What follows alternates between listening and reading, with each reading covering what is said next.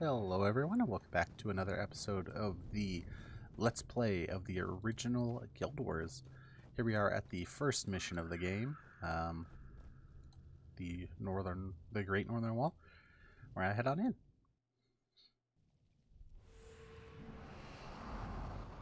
Alright, so for this, we're basically looking for some Charr. Well, a Charr army. We're gonna report back once we find them. I got a couple new skills, just to make the build a little better. A little bit of AoE damage, a little bit of a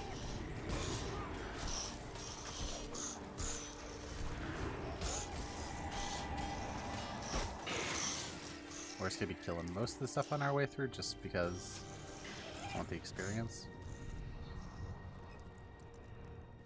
But yeah, Happy New Year, everybody. I guess New Year's technically was yesterday. Also, I believe we will be doing the side objectives for all of the campaigns. Or a lot of them, at least the convenient ones. And early on, they're pretty convenient, so we will be doing those. I don't know why, but I still feel like that audio is too loud.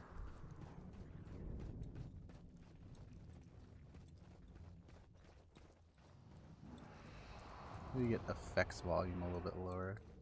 Raise the master volume. Yeah, there we go.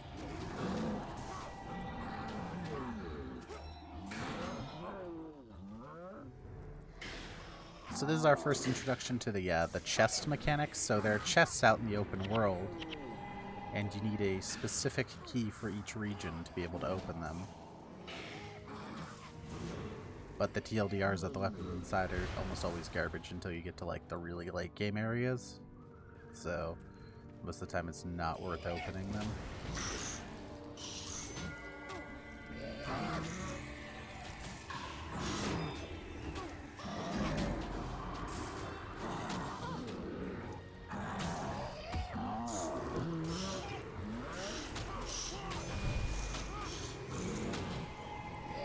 I don't think I reallocated our stats correctly. Let me see. No, yeah. Kind of.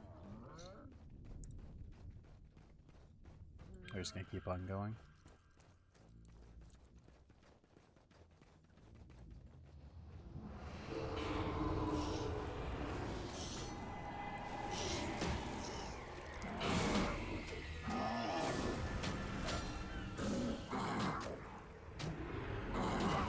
Cast backfire on him. So whenever he casts a spell, he'll deal a lot of damage to himself. It doesn't look like he's going to cast a spell now, since I put that on him probably.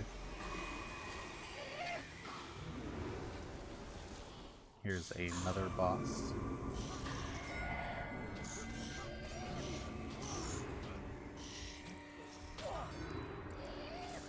But yeah, it's one of the things with this area, besides the fact that it's obviously all destroyed and stuff like that, is I don't know if you can see it down there, and there'll be some later in the mission, but there's these tar pits. And that's kind of like a lot of those areas in this game have like an environmental hazard or like something, an environmental debuff in a lot of the areas, and in this area it's those tar pools. You can see them kind of over there.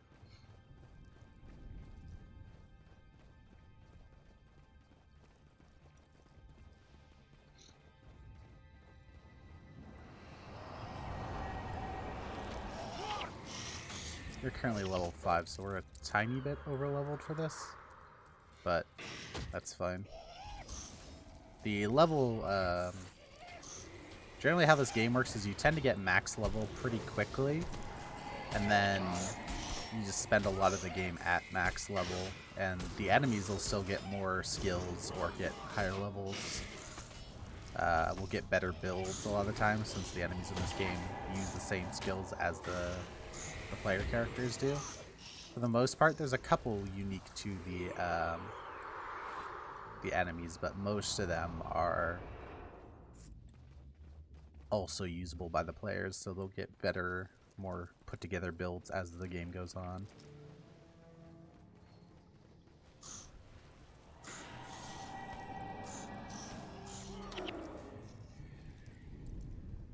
Alright, come over here. We're looking for this wreckage. And this will get us the first piece of the bonus, which is collecting these armor pieces for a ghost. There's the Grawl here fighting the gargoyles. That's another thing that's kind of cool about this game, is that you do have the enemies actually fighting each other. They won't just fight themselves, or they won't just fight only you, they'll also fight each other. That's kind of cool. Got another boss over here.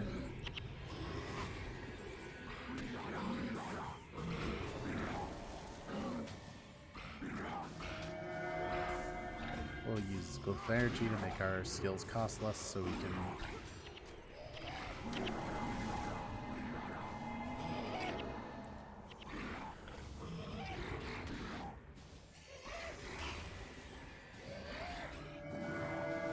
This is kind of like the nice part about this class as a whole, is that you tend to cast your skills a lot faster than the other classes due to your skill here, fast casting.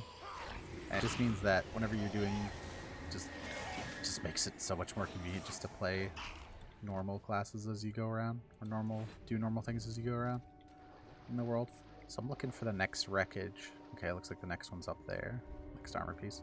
I think we did get a weapon upgrade though. Yeah, this stone chakram gives us 5 energy. So this would give us 12, this Tiger's Roar, but it doesn't due to us not having the skill level required for it to give us that bonus. So because of that, it only gives us 3 energy. So this focus that gives us 5 is just better.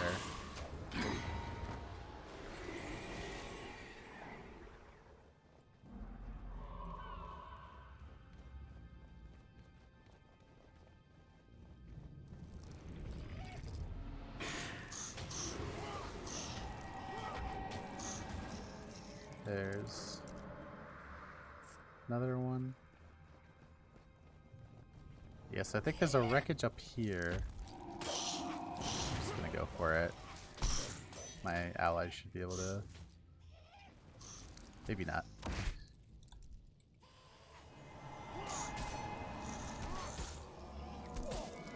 Come on. Die. Spread out our damage a little bit.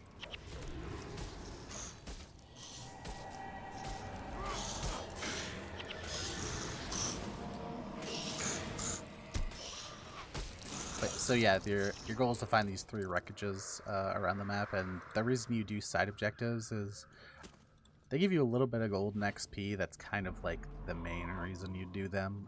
There are some like titles and stuff for finishing all of them on a character.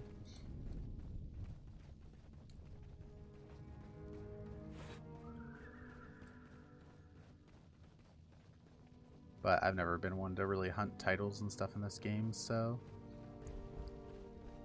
I've never really bothered to finish all of them. We're probably just gonna do the ones that are simple, like I said. So this one's. I know I keep contradicting myself, which is great. It's a quality entertainment. Come on, you gonna attack enemies or allies? There you go. I will tell you though, I'm happy to have these henchmen, but I cannot wait to replace them with heroes. And I'm probably gonna do something like I'm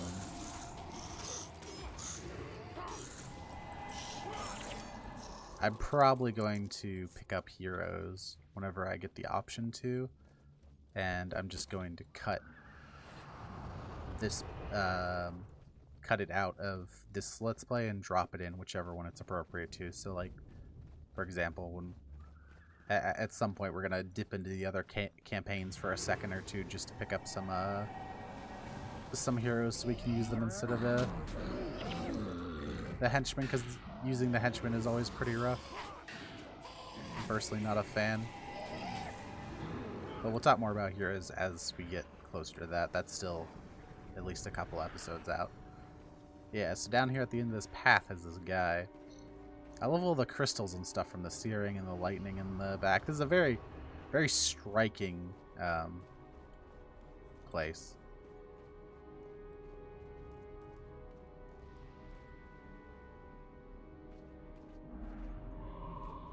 Oh, is there 4 pieces? There might be 4 pieces.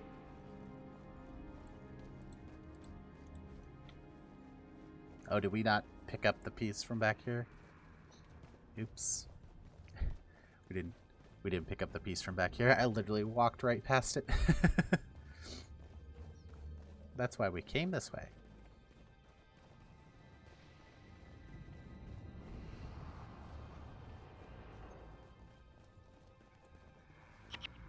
No? Where's the last piece then? Whatever, we'll just keep on going and I might just have to backtrack. That's kind of part of the reason I don't like doing all these bonuses, is a lot of them just require you to either backtrack or like do the mission really slowly, and it's just, I don't know, it's just not fun for me. It's never been appealing. And they're never really like story important things or anything like that. They're just always like little random stuff. Is it up this way? No. One thing about Prophecies is that a lot of the missions just have a lot of extra space. Whereas in some of the other campaigns, it can kind of feel like you're on rails and there's not like that many extra spots to go out to. In Prophecies, a lot of times it's like, you know where you're going, basically. Put empathy on him so he does more damage to himself.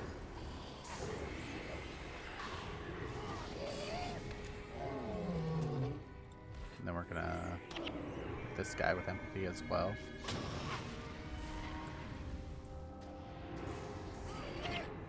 There we go. Blew him up.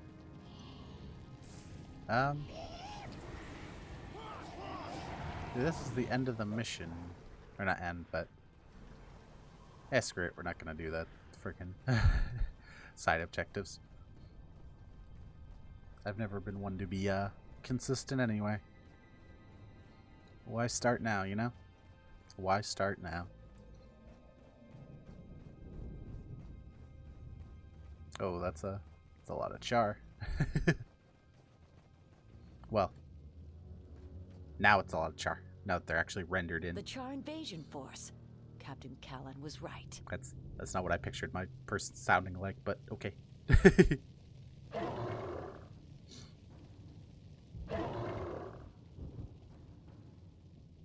spotted us. Back to the wall. Oh man. I swear the other games hold up a little bit better.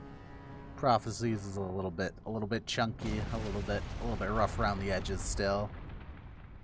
I think it's still perfectly enjoyable and perfectly,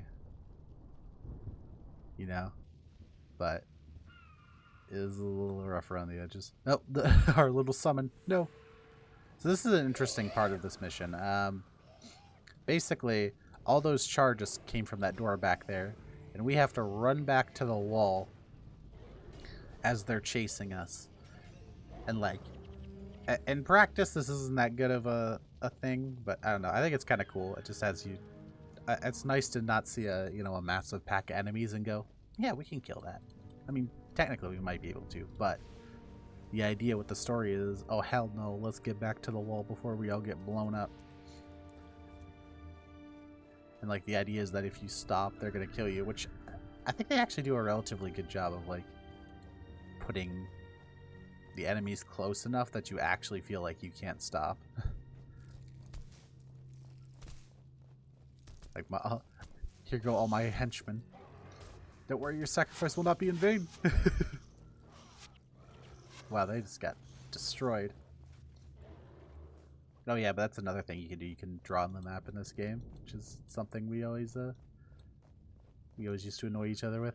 You're like, or do the obvious things that you're thinking about doing. because everyone in your party can see this, which is actually like, now obviously it's there's some nefarious uses, but it's actually pretty good. That's just like, everybody in your party can see it. So if it's like, there's a mob over here, you can like circle that mob, or you can draw an arrow which way you need to go. Or you can like draw, a common one's to draw a line if you don't want people to like go up to something. I don't know. That's a cool feature from this game that I don't think... I really like this bridge, by the way, with the tar pit underneath. It's kind of destroyed. But yeah. I've actually lost this mission before because look at all those guys. Yeah, they'll actually follow you all the way up to this final guy here. So if you don't trigger the end cutscene, sometimes in like you walk away from your PC, they'll just kill you. Like, that's a lot of Charr.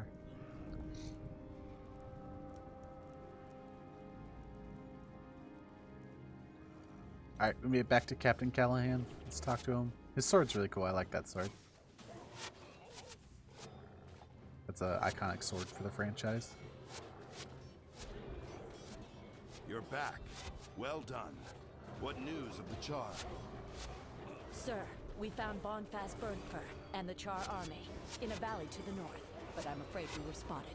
They come for the wall as we speak. Yeah, I can literally hear them behind me.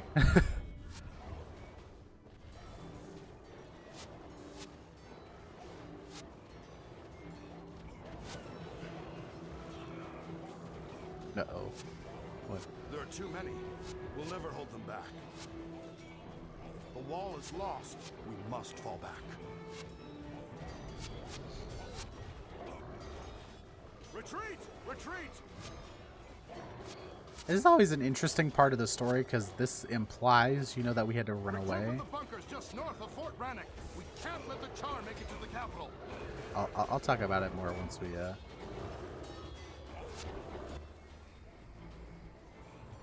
once we're out of the mission. Yeah, we didn't do the bonus. Whatever, not a big deal. There's nothing special for doing the bonus. But here we are at the next mission already, Fort Rannoch. Sometimes it'll pop you in the next mission already. Sometimes it'll pop you out in the open world. One thing I kind of like, but if you look around, it's like we skipped a big part of the map. So this game definitely has a problem where it's like, it can feel like you're just teleporting all around instead of like actually going through the different zones and stuff. I don't know. They fixed that a bit in the later games, but it can feel like a lot of times these areas aren't actually connected, even though they actually are. You can walk from Ascalon City to here. Also, like the end of that mission implying that we lose the wall, like shouldn't that imply that Ascalon City is destroyed, but it isn't? But whatever. There was something I kind of wanted to do. I think we can do that next mission maybe. Yeah, we can do the next mission. I was thinking about maybe doing some side quests, but we can just do the next mission. So see how the heroes here, or the, not heroes, sorry, henchmen here are level 6, a higher level. So here our goal is to fight, basically push the Charr back. Oh, I should be reading some of these outposts. So this is Fort Rannoch is basically just a fort. I don't know. This area is interesting. It's got a whole bunch of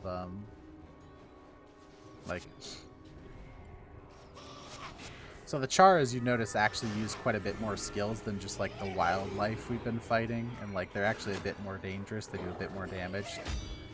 Beyond just the fact that they're obviously a higher level, like the Charr actually are a bit more threatening. They have a little bit more like synergy in their builds. They build a little different.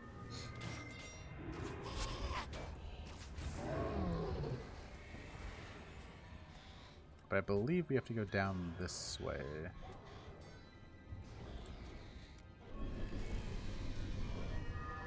We might have bit off more than we can chew here.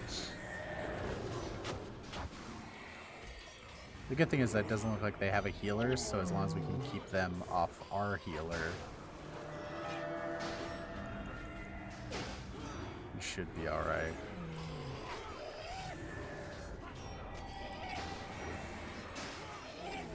This is kind of like Mesmers are really good at control, so that's kind of like their niche, but also just ironically because of how some of the skills work, like they just end up doing a lot of damage. Like if you see there that one backfire that does like 70 damage, which for at our level, most of our damage skills do like 20 to maybe 30 if it's a more expensive skill or if the skill has like a trigger condition. And like empathy will do 25 a hit.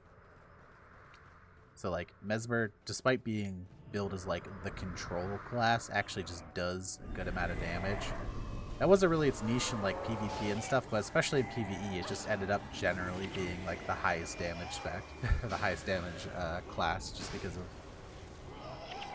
also how fast casting works. Getting your skills back quicker and being able to cast them faster just meant that even with slightly worse damage skills, you just did more damage over time. As well as their damage being chaos, which is something we talked about earlier, which no enemy is like especially strong against. So like there's some characters who will have you know, like more resistances to certain elemental damage types and stuff like that, but chaos is one of the ones that doesn't have any resistances. So despite that meaning that it doesn't do bonus damage versus some enemies, it means it's never actually like bad. Whereas like sometimes fire magic will be really good and sometimes it'll be absolutely worthless.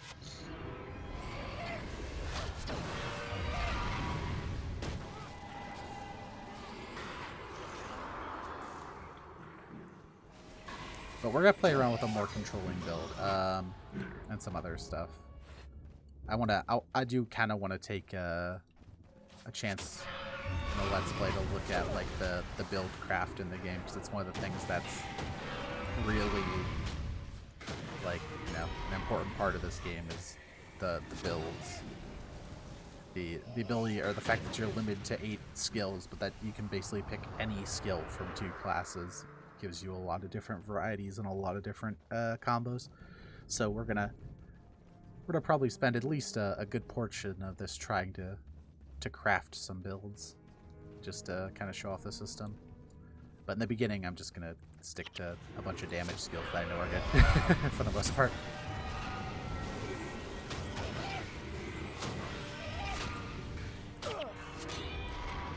So as you see as well, see how that guy's running around back there? That's because there's an AoE field on the ground. Because there's an AoE field, it means he'll actually run out of it whenever he's damaged. Oh.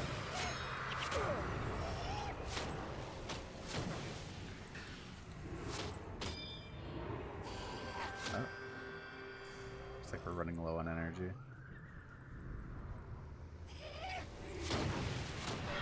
I haven't been using my skill. I'll put up domination magic. That's our damage magic.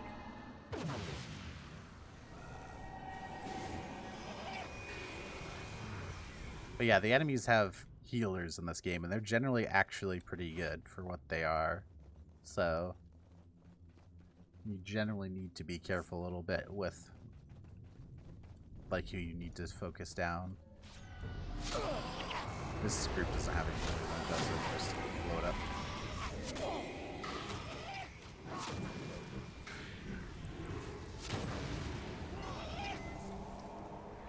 There's another like pretty cool system in this game where skills are unlocked at like certain points, basically. So there's skill vendors, and sometimes there's quests for skills.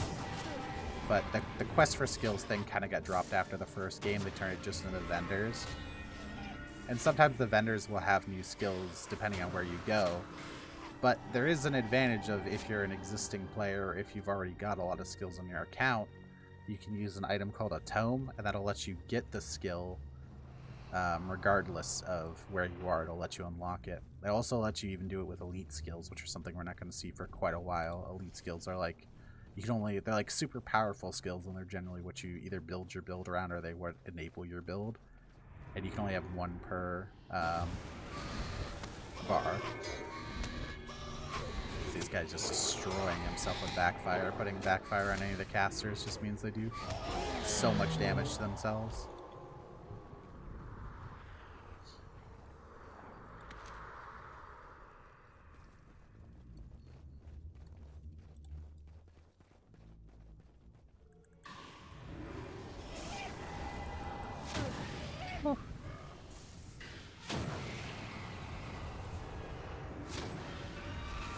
Maybe I shouldn't have brought the warrior for this mission.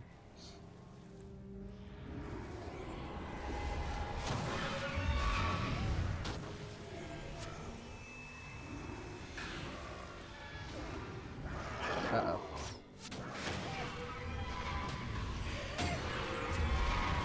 Just a martyr.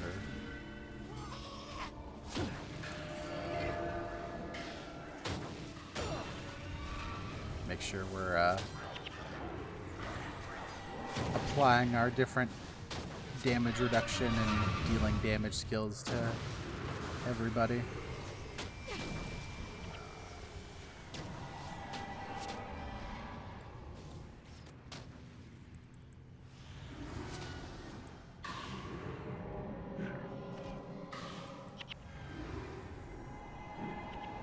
One thing that's definitely a little annoying is energy management. I have kind of tried to mitigate that with the glyph of less energy and the signets here. Signets are skills that are generally they have slightly weaker effects, but they cost no energy.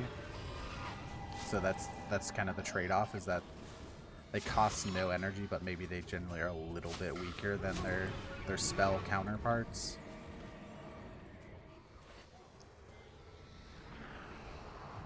Alright, I think we're heading up this way still, yeah.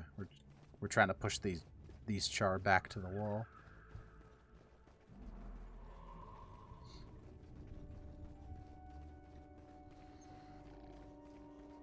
I think we're getting close, yeah.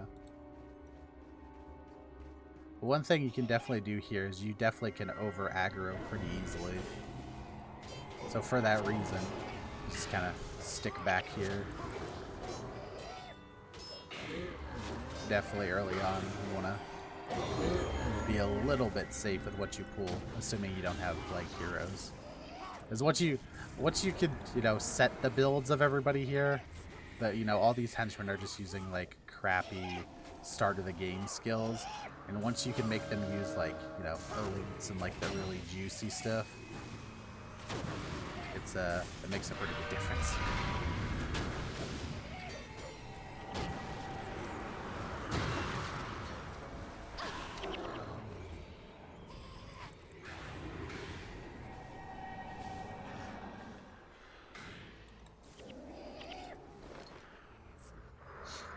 Oh, another theme of the Mesmer is energy denial. That's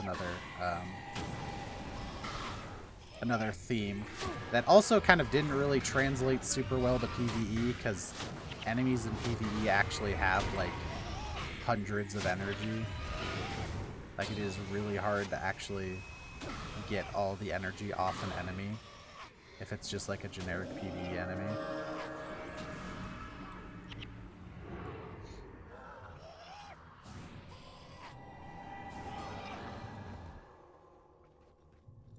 But, you know.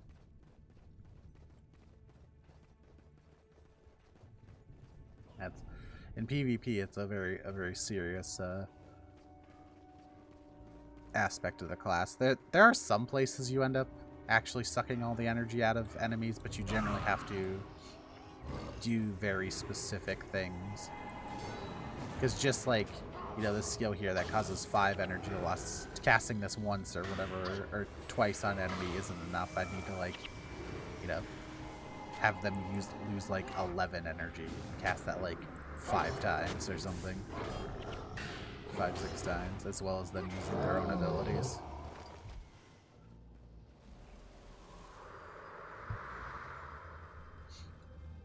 There's a lot of Charr here. You can see they're kind of like effigies in their camps.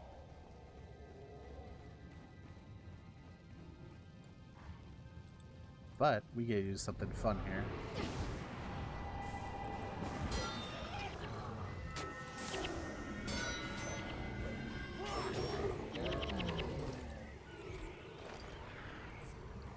I think we talked to this dude here. Yeah, this is one of the more memorable parts of this.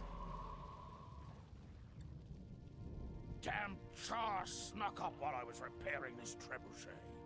Yeah, how'd they not kill you? It's missing a release lever, a restraining bolt, and an arming crank. Search the other wrecked trebuchets to find those 3 pieces and bring them to me.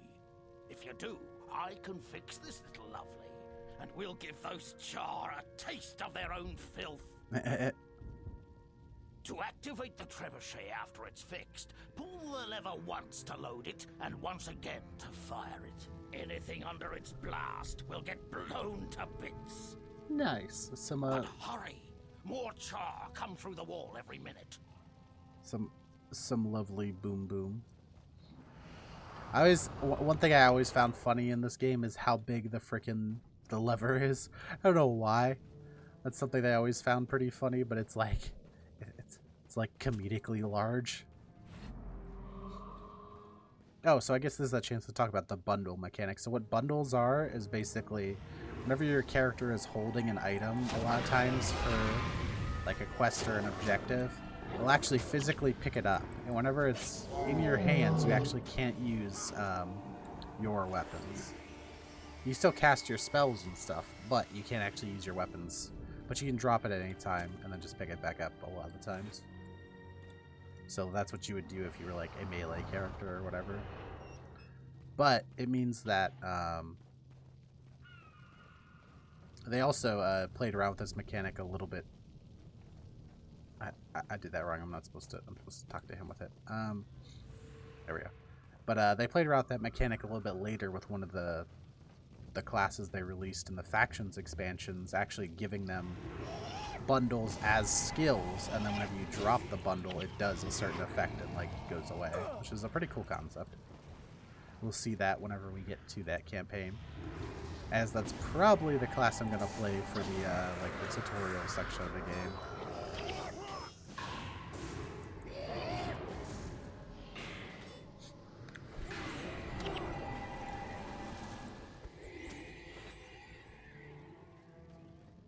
Alright, we have one more piece to get after this. I always thought this looked like a rolling pin. Growing up. I was like, why are we using a rolling pin to repair a ballista? Or a trebuchet, sorry, not a ballista. I just insulted all the trebuchet enjoyers out there. I apologize.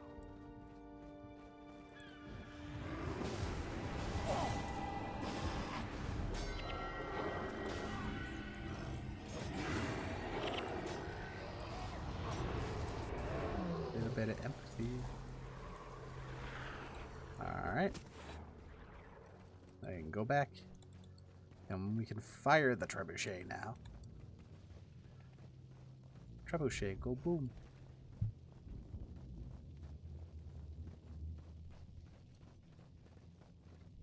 Alright.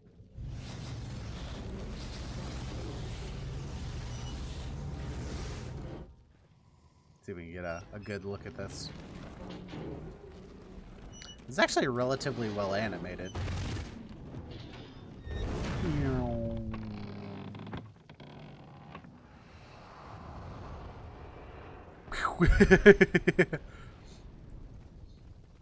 You killed off most of those Charr. I like the idea that it's just like, it's going like 15 feet, but it gets that much hang time. It's just up in the air. Just waiting to come back down, come back down, come back down.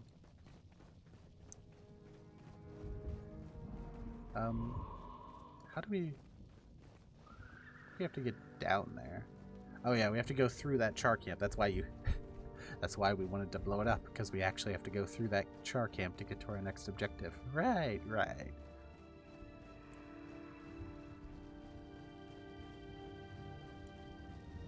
But there's another trebuchet over here. And this one's actually already even repaired. We're going to use that to clear out this next camp. There actually is some like weird things with this mission where you can like finish it before you normally would, because there's a chance that the boss that triggers, you know, or the guy who triggers the end of the mission just randomly dies.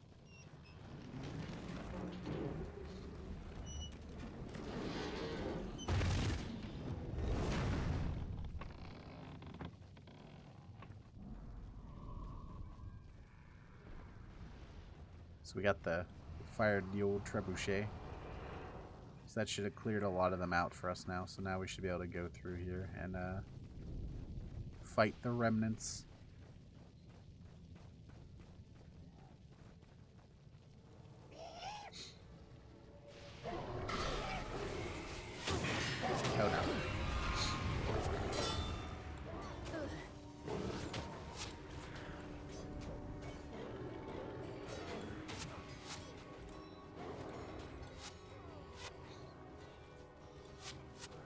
Oh no.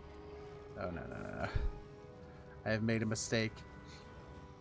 The trebuchet didn't get all of them.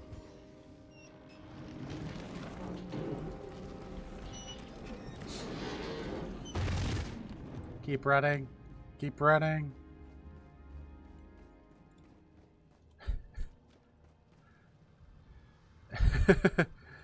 Yeah, that's another thing that could happen in this mission is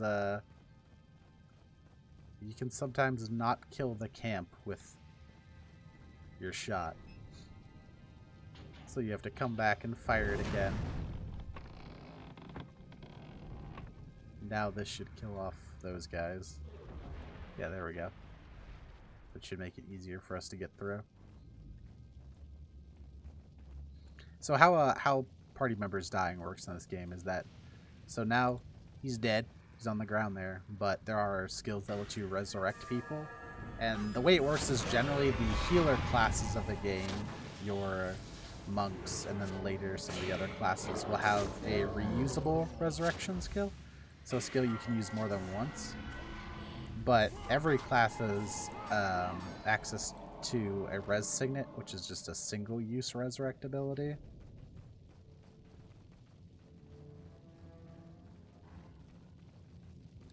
So there's like a certain balance of like how many resurrect effects you actually want to run on your team. Because you only have 8 skill slots, so you're losing, you know, some power for not running, for running that resurrect. Especially if you can get away with using reusable ones.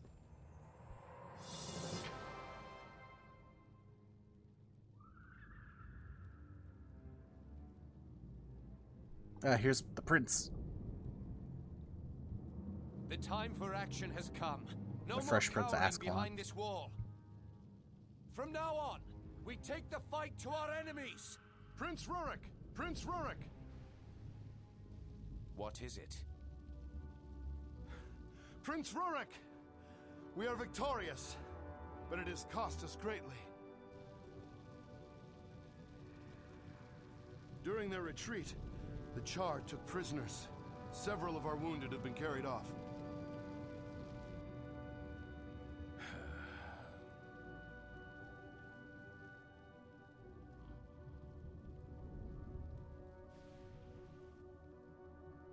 Ascalons will live in fear of these beasts no more.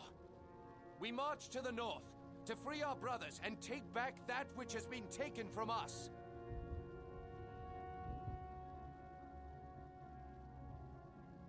Hell yeah, we're gonna go save our boys. Man, imagine how scary that'd be, those big beast things running at you and carrying you off as you're wounded. That's not a good thought. But definitely one thing that, like, this game, if you read a lot of the lore and look into a lot of the various different things, like, this game is actually pretty dark. Like, a lot of the stuff they talk about and a lot of the things they talk about the enemies doing or the people doing to each other, it gets pretty dark.